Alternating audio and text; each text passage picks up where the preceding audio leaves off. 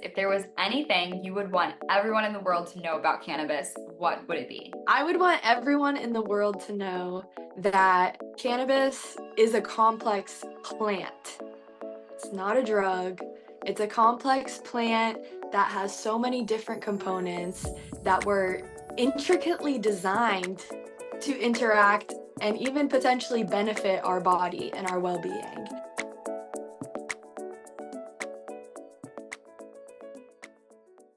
Hello, welcome back to another episode of Initial Impressions. My name is Kayli Pommering and I'll be your host today. I'm very excited for this week's episode. As you know, this podcast is always dedicated to helping you feel more at peace, and so I share tools every other week to help you do just that. And this week I have a good friend of mine on. Her name is Erin, and she is going to be talking to us about all things cannabis. Okay, I'm gonna read a little introduction for her. I don't want to mess any of it up, so if I'm looking away from the camera, that is why. But Erin Babcock is the founder and essence of EEErinergy, dedicated to elevating the global understanding of cannabis, the endocannabinoid system, and lifestyle choices to enhance health, wellness, and quality of life.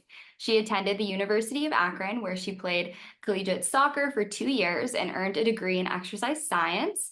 Before graduating, she joined the cannabis industry and helped a team expand their CBD retail and processing operations to Ohio and operated that facility for 2.5 years.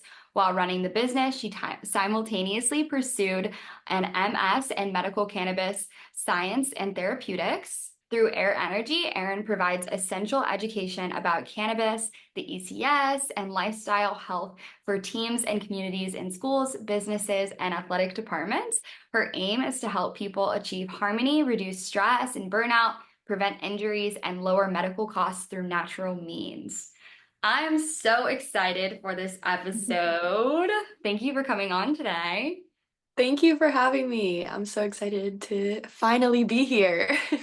Yes, I know we've talked about doing this for a while actually. So we met at a fashion show originally. We both walked in a runway, which was so fun. And Yes. we connected on social media and realized that we actually have a lot in common. And we both have similar goals of like wanting to help people and like make a positive impact. And we're doing it in different ways, but I feel like they really align. So I'm excited to have this conversation today. I know, and yeah, finally our schedules aligned to allow it, so I I'm excited. know. I know. It's been a minute. So hmm first, I kind of want to start off by just like picking your brain a little bit into what drew you to the cannabis industry. What made you want to get involved with this and learn more about it? Yeah, so I guess initially I wanted to help people. That was at the end of the day what I wanted to do. And in college, I was pursuing a degree in exercise science with plans to go to physician assistant school. So more of a conventional medicine path. Yeah. But during college, COVID, all of those circumstances happening, it really just gave me a chance to feel if that was the path I was meant to go on. And when I was filling out my applications for grad school for physician assistant, my whole stomach turned. My whole stomach turned upside down. And I didn't have the awareness or intuition. Like I wasn't thinking about that connection as much. But even then I was like, whoa, something does not feel right here. Mm. And yeah, and then cannabis really during my childhood and into college, I had a stigma towards it because I played soccer Mm. and I was always told like don't do drugs, don't Yeah. smoke weed, it's bad, it's gonna hurt you, like, and I just didn't question it. I just didn't go like, is it really? Like, what is it even? Right. But Especially in like a high cardio sport too. Like I mhm. can see how you could get told that. Yeah, yeah. So I just like never considered it and suffered from a lot of injuries. I had a lot of concussions playing soccer and even some like stress conditions. So I had stress fractures in my shins, and that led me to not play my sophomore year of college. And I ended up having mental health issues come from that too, just from like not playing the sport that I had played my whole entire life. And in college, like playing sports is a bit more stressful than growing up in youth, the coaches and the pressure that's put on. sometimes can just be too overwhelming. And I ended up developing severe depression, and that was my last year of soccer. So I didn't play soccer the final 2 years of college due to Oh my that. gosh. I can only imagine Yeah. how hard that would be because I feel like to go into like college sports, that's like a lifetime of effort and learning that you've put in to like get those opportunities and to have that like taken away from you from such like awful injuries so quickly. Mhm. Like I can only Yeah. imagine how hard that would be on you. Yeah. And it was just like very normalized to take ibuprofen before my games and before practice and to take Is these it good over for the you counter either? meds. Yeah, so it's like I Yeah. I was I was taking these substances that were supposed to help me, but I didn't know about cannabis. I didn't know the power that it had. It's actually a neuroprotector, so it can help heal your brain from those types of injuries depending on the different components that you're using. So I had no idea about that. But then after I was done playing soccer was when I started socially experimenting with cannabis. And then when COVID came about, it was definitely more experimenting, more getting to know it, and just seeing how much it just helped me day to day. Like I used to think I was this like rigid, I was like a very rigid person. I would be the type of person to say like, "Oh, I'm not creative." When everybody has the potential and the power to be creative. Like we are Yeah. all creators at heart. That's what we do day to day. We create each day that we step into. And before cannabis, I was just kind of lost. And so it helped me open up and I don't know, be the person that I am today now. I totally agree about like we're all creators at heart. I think it has to do with like this separation from our imagination. I think at a certain point, there are some people that would press on us so hard that we need to be like logical and like creativity doesn't pay the bills. And you're kind of pushed into thinking that there's only this one way of being. And I could even relate to you so much about growing up and just like believing the stigma about Mhm. marijuana. Both of my parents were addicts, and I'm like, I don't want to do what they did, but they were on heroin. Very, very different than marijuana, you know what I mean? But like in my brain, I'm like, no, no, no, I want to stay away from this. It's a drug, like it's bad. And It's it was they associated it all to each they other. did, and So they were even yeah. it was even labeled as a Schedule One drug, like in the same categories, which is like Mhm. insane. I'm sure we'll get into that too. But it's just it's so crazy. I could really relate to that, like not feeling creative, and I think it comes down to like not having that opportunity or freedom to feel like you can actually dive into that world and just like Mhm. being taught to be so logical. Something you said though that I wanted to ask you about was it being a neuroprotector. Can you explain like what that means? Yeah, it really just means that it benefits our brain. So our brain is one of our most valuable organs. We think about it in context with controlling a lot of the functions of our body, but what a lot of people don't know is that we also have this thing called an endocannabinoid system in our body. Just like how we have a nervous system, a digestive system, an immune system, we have an endocannabinoid system, and it's interconnected with all of our other systems through receptors that it has in the organs of all of those systems. So we have endocannabinoid receptors in our brain, And and you it's have actually, that whether or not you ever smoke weed or like ingest cannabis. Like this is a yeah. receptor that your body just naturally has. Yes, everybody naturally has this, and we also produce molecules naturally that interact with the receptors. Cannabis molecules can also interact with the receptors, but we don't need cannabis. We do produce it ourselves too. And when we do healthy things in our life, like exercising, people are always like, exercise, it'll make you feel so good. It has all these benefits, better sleep, raise your endorphins. It also boosts your endocannabinoids that you produce. And that's what leads to some of the well-being and health effects from exercising. Wow. Um, there's so many lifestyle things that we can do to boost this system that it's just a lot to do with the choices that we make day to day and the education that we have about it too, because we don't know what we don't know. And That's the story that society's been. It's a plant that has a lot of benefits. We have a system in our body that can control a lot of functions, but we haven't been taught much about it. So Yeah. it's yeah. It's like wild because even though you can use cannabis, it's crazy that we aren't taught how to produce more of those like good feeling endorphins and like work alongside our nervous systems to create happier, healthier lives. Like it's crazy that Mhm. that's not a whole class in school. Yeah. It's And it wild. was discovered, like the endocannabinoid system was discovered like 25, 30 years ago. So it's like it's been known about. Like there is research, there's plenty of research out there about it. I've created different series and videos on it to help educate people, even ones that are just like 15 minutes and you can learn a whole bunch about this system, but it hasn't been incorporated into like our science classes and stuff like that yet, even though it is connected to our nervous system. So yeah, I do. Should we get into that? I know that seems I can like get such into the a ECS. It's like one of my favorite topics. So you tell me. okay, okay. It seems like such a disservice that we don't have a better understanding of this. So that's definitely something I want to dive into. Okay, I want to hear all about the ECS system in like a detailed version. I want to hear like the science, and then I want to hear it in a really simple way that I feel like everybody can understand. Okay, for sure, for sure. So the ECS, again, it's called the endocannabinoid system, and it's comprised of a couple different components. One is receptors. So I kind of mentioned how we have a lot of those receptors in our brain.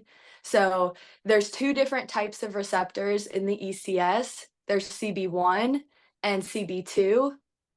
CB1 is primarily in our central nervous system, so it's heavily in our brain, in our spinal cord, and it is found throughout our body as well, but that's where it's most densely located.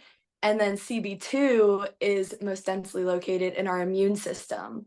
So our lymphatic tissue, our white blood cells, and all really around our kind of abdominal area. But again, they're found everywhere in all the different systems. That's just where they're most densely located.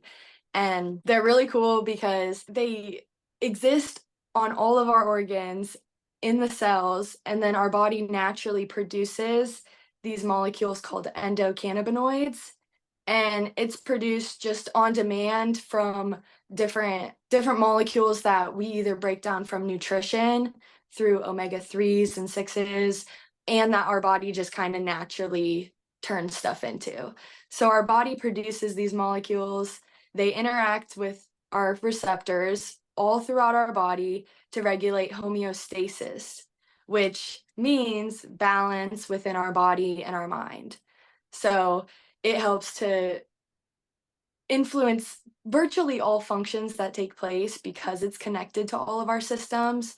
So it plays a role in our appetite, our digestion, metabolism, our emotional processing, mood, learning, memory. It plays a role in regulating our stress response, basically by maintaining our relaxation response. So Mm. it keeps stress down, it keeps us resilient to stress when it's functioning at its capacity, at its peak type of thing. The ECS can also play a role in pain perception and temperature and sleep and inflammation, all of these things. So it plays a huge role. Our body naturally produces these molecules. And to get more molecules being produced, we have to do some things to promote that. So, like I said, omega-3s and 6s. So, in your nutrition, if you're eating fish, nuts, avocados, different seeds that have omega-3s and 6s, then you're setting your body up to be able to produce these molecules at a higher rate. And there's other things like exercise and meditation and even socializing with people and smiling and hugging can boost your endocannabinoid system and boost those molecules that then can benefit pretty much every area of your Everything. body. Yeah. Yeah, that's so crazy. And it does make sense though, because I feel like even especially your nervous system and your immune system, that does have a lot of effects on like your mental health too. And then your mental health has the effects on those things as well, and the vice versa. So Yes. I could see how like that functionality would be like essential in feeling happy and healthy in general. So what scenario would call for you to ingest the cannabis plant rather than your body create it? Like what creates that necessity to where you would want to consume cannabis? Yeah, well, this is kind of like it makes me want to talk about history a little bit too when you Yeah, ask this yeah. question. Because before prohibition, before cannabis was prohibited in the mid 1900s, hemp was being grown, cannabis was being grown all over America, everywhere. It was being used industrially for hemp textiles, for ropes, clothing. It can also be used for wood, concrete, paper, fuel, plastic. The fiber part of cannabis, which has low levels of THC and is called hemp, produces all of these things. And then medicinally, people were using it for various ailments, and inflammation and stress are some of the biggest issues that are the root of a lot of other issues. So if you have different chronic diseases or autoimmune diseases or different injuries, like a lot of times it can be from stress or inflammation kind of getting out of control and going throughout your body. And what the endocannabinoid system does is it regulates that stress response. It reduces stress, it helps regulate the cortisol, and it just keeps you more resilient to stress, because stress is really created within us. It's not that somebody can throw stress at you and all of a sudden you're stressed. Yeah, You have a stressor presented to you, and then your body can interpret whether it's going to be stressed or not be stressed. And if yeah. you build up a barrier, then you won't get as stressed as often. So back to your question, if people are considering using cannabis, I recommend CBD for everyone, because I can get into how great CBD is. But back in the day, people were ingesting cannabis in their diet. Even when you were eating like farm animals and stuff, they were eating hemp. And so they were having some cannabinoids in their like flesh and stuff when you eat it. And so we were getting more cannabinoids in our diet. When you exercise, you naturally produce some. When you eat certain foods, hemp seeds are also really high in omega-3s and 6s and protein. Fun fact, hemp seeds, I think per 100 grams, they have more protein in them than chicken. So Interesting. something really crazy I learned recently. Yeah. So we used to ingest more hemp and now we don't. Now we don't. So we're Why not, is that? Like why is it not a part of our like normal yeah. food intake anymore? Yeah. Well, it just got pretty much re-legalized in 2018 with the Farm Bill, was when they legalized hemp, which is cannabis that contains low levels of THC, under 0.3%, so it has no way of getting you high. But before that, from like for 100 years almost, it was under scrutiny and stigma, and people And weren't allowed to grow it. I don't think any of those like farms will just like feed them hemp. I think how they were consuming it was like hemp was just growing. It was just growing out in the oh, world, and the animals would eat it. And even now, like, I mean, a lot of chronic issues that people and animals and even like the planet is suffering is kind of like endocannabinoid or cannabinoid deficiencies. mm, So I remember like it was like within the last 2 years, there was a bunch of like deer in the Midwest dying or something, and they were like wasting away. And somebody in the cannabis industry, like I think, speculated that it could be an endocannabinoid deficiency in the animals too, because not only do we all have endocannabinoid systems, but so do all animals and all creatures besides insects. So all of the mammals outside, all of the creatures in the ocean, everyone has this endocannabinoid system.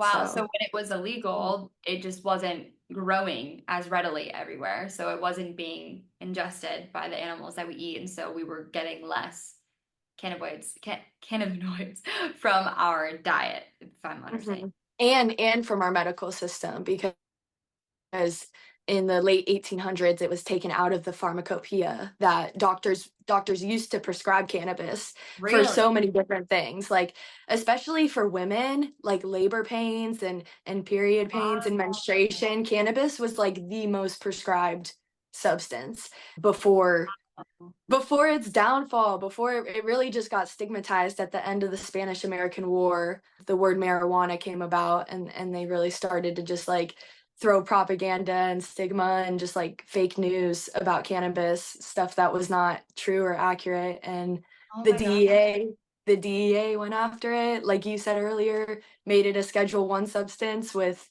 heroin and meth, while cocaine and fentanyl sat in Schedule Two and were argued as safer than Which is cannabis. insane. Like, Yeah. and that's what's so wild about that too, is even from our conversation, it's very clear that there are multiple ways to consume cannabis that don't involve actually being intoxicated. So the fact Mhm. that all of those other opportunities were ripped away, and Mhm. instead of just like being under the influence, you know what I mean? Like that's just so Yeah. wild that not only was it so far as to like, no, you can't get high, which I'm sure we'll talk about too, has its own mental health benefits. You literally can't even consume. It's non like psychologically stimulating. Mhm. That's insane. Yeah. Okay, I did not Yeah. realize how And even big yeah, it is. yeah, that, and when we took it away from our planet too, like it was naturally occurring in our ecosystem and helping to like maintain the environment. And something really great about hemp is that it sucks a lot of the CO2 out of the atmosphere. It has a really fast grow cycle, so it can like clean the air, it cleans the soil, like it does all these like superpower plant things that like could have been helping our environment this whole time too. And Dude, so now we're basically gonna you're have telling to. me weed would save the world, make us all happier and healthier. Yes, yes, yes. Okay, I love that. I feel like this makes sense. Like I feel like anybody should kind of be able to follow us for the most part about how you're explaining how it affects the body and everything. Now I kind of want to dive into some of the differences between consuming it strictly for the cannabinoids and actually consuming it for becoming like intoxicated or high, whatever you want to call it. Hmm. I have like for myself, I didn't ever receive like a medical card, but just give you like a little background and like our listeners to some my experience like with weed in general. So I definitely like I told you before, always thought it was bad, always thought like don't touch it. It's people said it was a gateway drug. I was so Hmm. worried. I was like, no, I don't want to end up on drugs like my parents. Like, no, I can't do it. I can't do it. So I was Oh. super paranoid about it. Then I got into college and I met a lot of people who would smoke weed and like it didn't ruin their lives. Like they were They were fine. cool, right? And Like, they were cool. They were they were literally just chill. I So I was like, know. I observed for like a while and I was like, okay, all right, I'm gonna try this. So now, at the time, too, I was struggling with a lot of mental health issues, dealing with my parents' addiction and like all the different ways that affected me psychologically. So, I was struggling with super intense mood swings. I was diagnosed with bipolar type 2, which, like, if you don't know, I wasn't blacking out. I just felt like I had no control over my emotions at all. And I had really bad anxiety and depression. And I was actually in the biomedical sciences field, which is part of the reason why this interests me so much. I was studying to become, I wanted to become a doctor. I knew I wanted to help people, I just didn't know how, you know what I mean? So I feel I you. was learning, which is kind of how like it was for you. I was learning about everything. And so then I was like, well, maybe weed isn't so bad. So I started smoking and then over time, I became a daily smoker for almost 5 years. And I wasn't like somebody who was like waking up and getting fried every day. Normally, I was smoking a little bit before I went to bed because it would typically help me go to sleep a little bit easier, help me manage my anxiety. Sometimes if I had a panic attack and I smoked, it helped me slow down and actually be able to think about the situation in a different light and just feel like I wasn't so like you were even describing that like flight or fight mode almost like this like very high sense of stress. sometimes would keep me in like a negative feedback loop, and I couldn't get out of it, to really think about things from a different perspective. So I felt like weed helped a lot with that. And now I'm kind of in a phase where I am practicing so many things and so particular about what I eat that I think I couldn't put words to this before, but now that we're talking, I think I've increased the amount of cannabinoids that my body naturally produces. And so I felt less of a need to ingest it through smoking. I still do every once in a while. I probably do at least once or twice a week, maybe socially, or if I just want an extra relaxation or I'm on my period and I'm craving like motherfucker, then I smoke a little bit of weed. But that's kind of been like my experience. So you have like a little bit of feedback on like what my involvement with weed has been in the past. But I'd love to hear from you what the benefits are to actually smoking it to get high and or consuming CBD. How do these things affect our physical and mental health getting high? That's Mhm. probably the best way to word it. Yeah. So cannabis is such a complex plant that even just within it, there's over 500 different components and over 100 different phytocannabinoids like CBD and THC. There's over 100 of those. And we're still studying them. We are still studying this plant. Nothing is like set in stone. The master's degree I got, I was the third class to go through it. So it's all like new information. Wow, you were only the third class. Yeah. And That's and insane. they're always, yeah, there's more research every day. Every day we're learning new things really about cannabis, and oh, a new cannabinoid was discovered.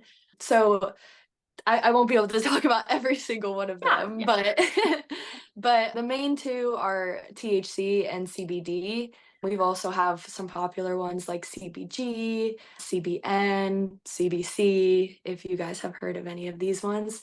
But THC is the one that is pretty well known for Yep. giving that euphoric effect.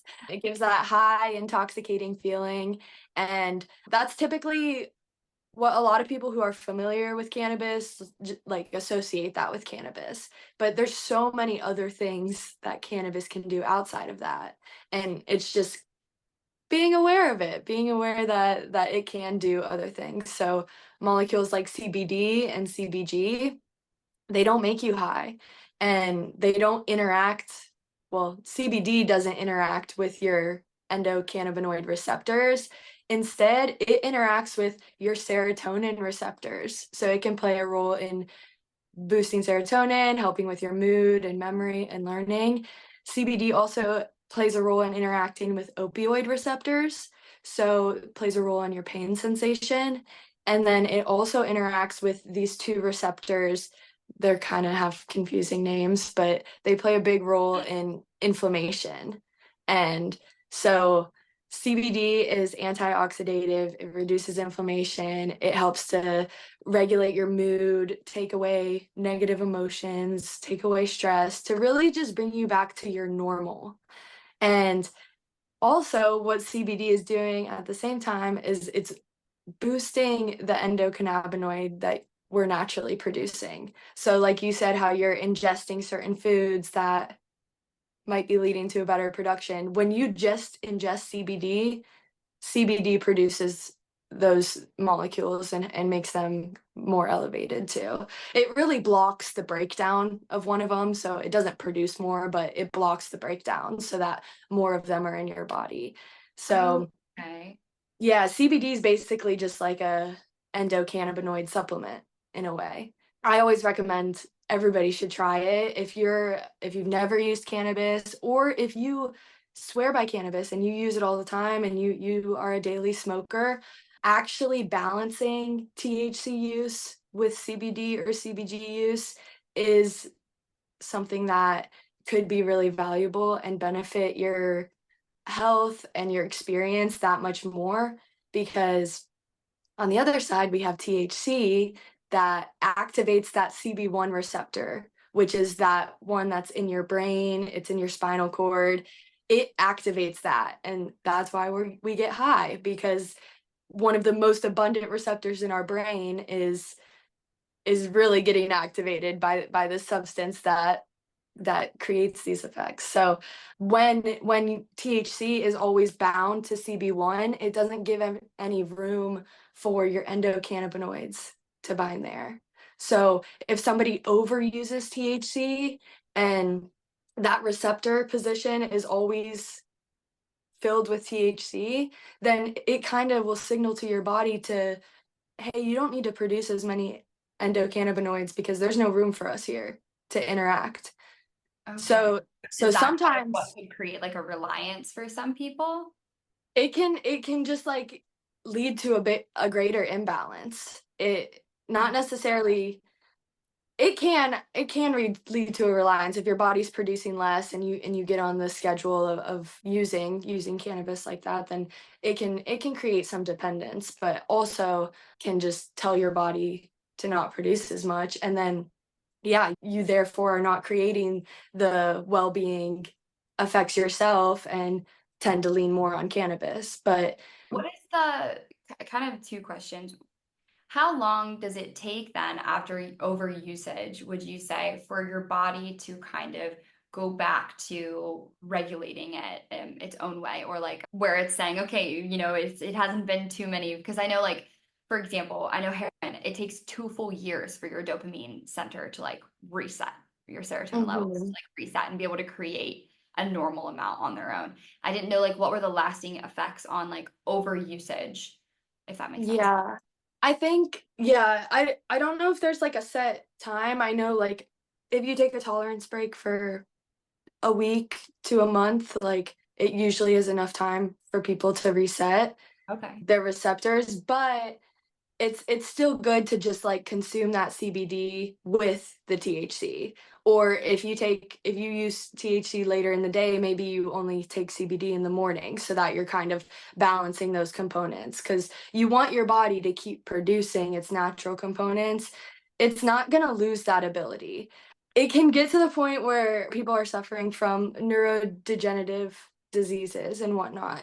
And you can still benefit your endocannabinoid system to not make the problem worse. Like it can always get better with the endocannabinoid system. It's in your body forever. It's not like the whole system is just going to like turn off and die because you haven't been supporting it until now. Like you just found out about it, but it's still Yeah. there. It's still there. And if you take CBD, if you exercise, if you consume the omega 3s and 6s, if you meditate and do breath work and do these things that boost your ECS, then it can always get better again.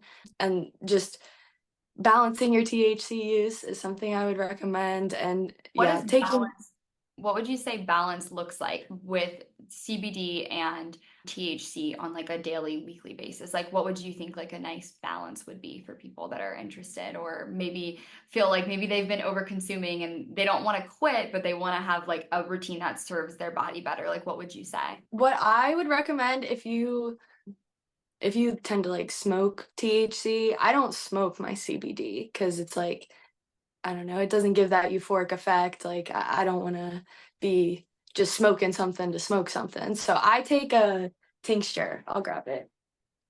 I take this, and it's like an oil that you put under your tongue and it absorbs into your bloodstream that way. You can also take like gummies or capsules or some kind of ingestible, but that's what it looks like. And you Nice. put that under your tongue. But I would just find a CBD product that you like and works for you. This is what I like. Some people don't like the oil because it just like feels weird or tastes weird. And then they make CBD gummies or tablets or capsules or drinks or so many different I have like a things. CBD cream, Yeah. like topically for like whenever I've got like aches or whatever. It's like it has like this like Mhm. tingly kind of like minty like feel to it, but it has Yeah. a lot of CBD in it. It's like Yeah.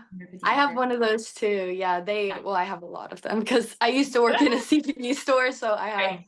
all of You're our stocked. products.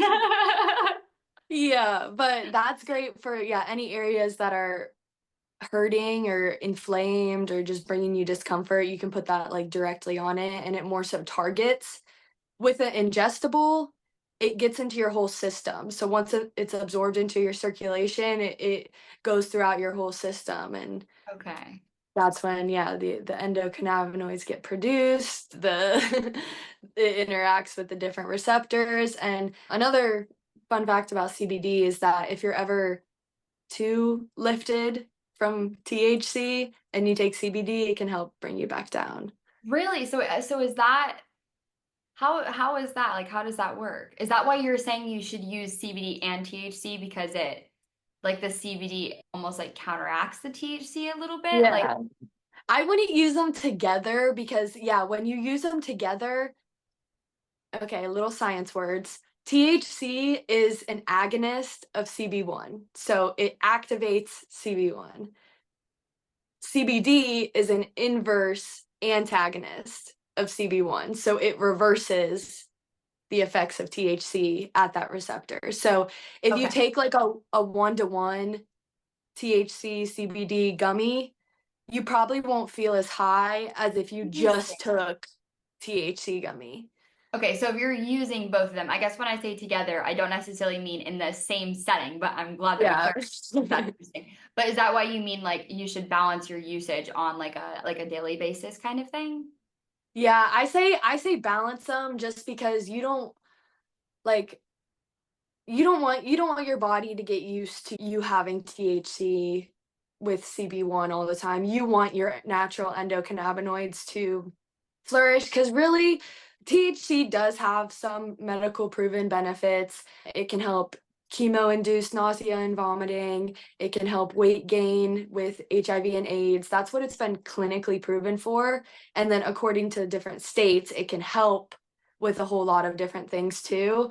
But really, your endocannabinoids are what's making your body holistically healthy and what's bringing well-being, reducing inflammation, reducing stress, improving your mood, improving your focus. If you have a regulated endocannabinoid system with your natural endocannabinoids, you're more likely to be resilient to stress and just be overall healthy. So If you're use just THC as an assist to all the other yeah. lifestyle things that you're doing and like give your Mhm. body the opportunity to create its own through that lifestyle choice and then just kind of fill in the blanks with the THC in a way. Yeah, yeah, Okay. with the lifestyle choices and then also CBD. And you can balance it too. If you are on your P's and Q's with your exercise, your nutrition, your meditation and all of that, and then you like smoke every now and then, you probably don't need CBD to counteract it just because like you're setting yourself up for pretty good success.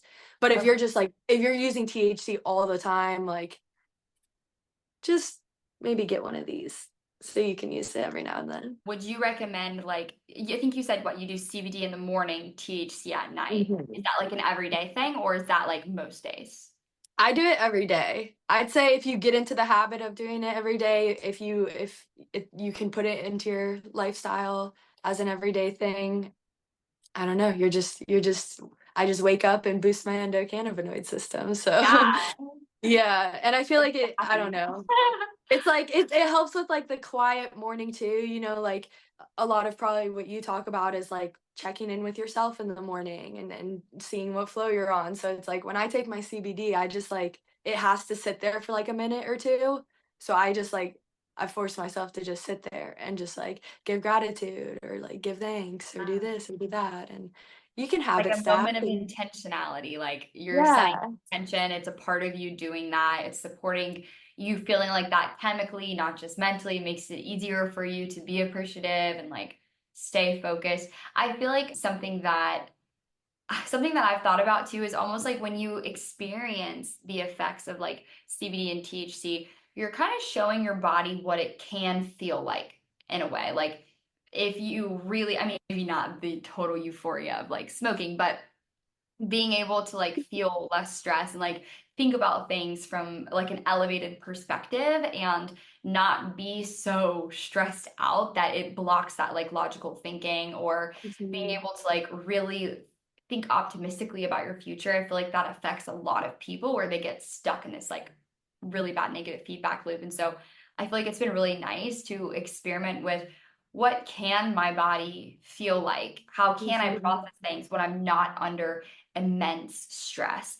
And then it makes you all the more passionate about wanting to fill your life with as many things that can contribute to that peace and wellness as you possibly can. And so I think it's really interesting to learn about how CBD can be, partnered with THC and different lifestyle choices to really just set your body chemically up for success to continue living in this lifestyle that like really serves you. So I think that's really cool.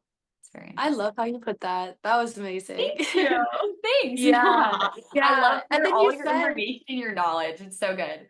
yeah, but you did mention the high. Maybe we can like recreate it. There is one euphoria that's natural in the body that is a result of endocannabinoids. And it's when you exercise for moderate, prolonged intensity exercise, you get to this point where you reach a runner's high and people Yeah. feel this euphoric effect. And for so long, people have said like it's endorphins causing that. And endorphins are released while you're exercising and they have a lot of benefits, but endorphins don't cause neurological changes.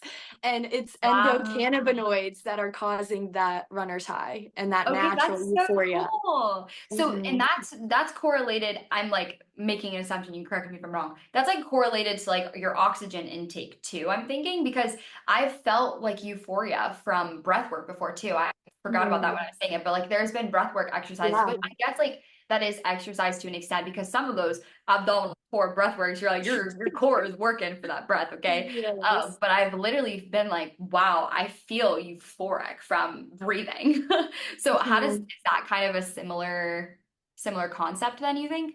Yeah, yeah. I think that is a similar concept because when you do breath work too, it's kind of like a mixture of exercise and like the meditation and just calmness. But when you're putting yourself in that calm state with meditation, breath work and doing that, you're not forcing your ECS to do it all on its own to get you Okay. back into balance. You're not putting all the burden on the ECS to bring you down to a calm Yeah. balanced state. Like you're helping your body get there, and your body's always going to say thank you. When you Yeah. do these lifestyle things, your body will say thank you. And Right. yeah.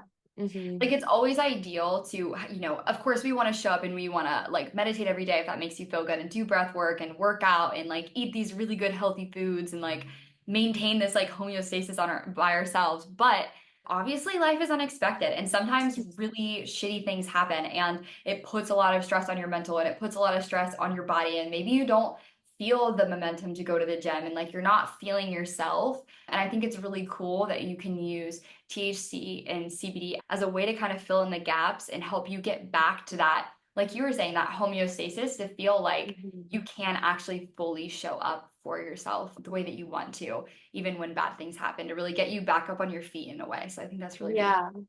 Yeah. Yeah, yeah, I feel like they serve as really good supports to reach that. Cause yeah, we all strive to do X, Y, and Z every single day and like to be perfect, but nothing's perfect. Nobody's perfect. It's just about doing our best every day. And if we can do little things that just we know set us up for success and will make us feel better. And when a stressor does cross our paths, it doesn't have as much of an effect on us as it would have last month or last week or last year. So Yeah, yeah.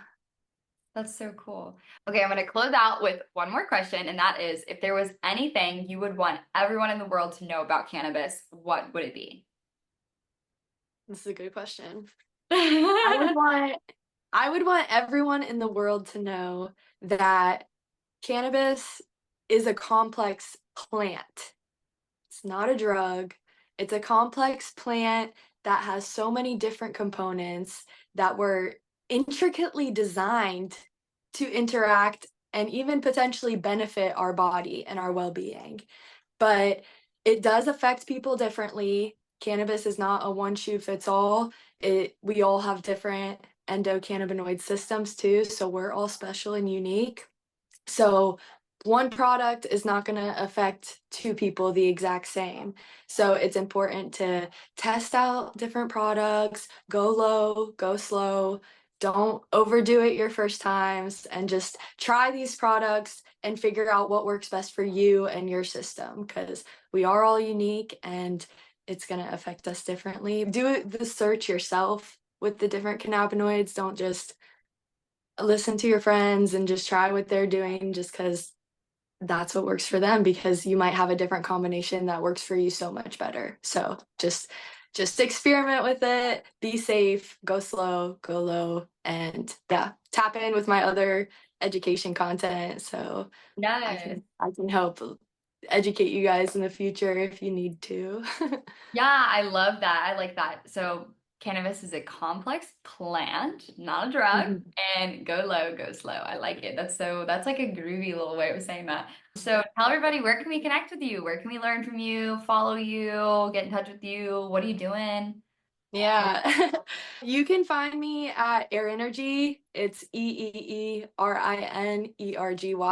on most of the social media platforms, Instagram, TikTok, YouTube. That's also my website name, so eerinergy.com, where I have a lot of info on there. I'm going to be dropping some more content, educational and other kind of stuff with respect to my region out of LA and Seattle, different types of cannabis content and different interviews, so that'll be fun if you guys want to check them out. And yeah, just stay connected because I'm always popping out with There's more new coming. new brands, new people I'm working with, so just like the social medias are probably the best place to connect at.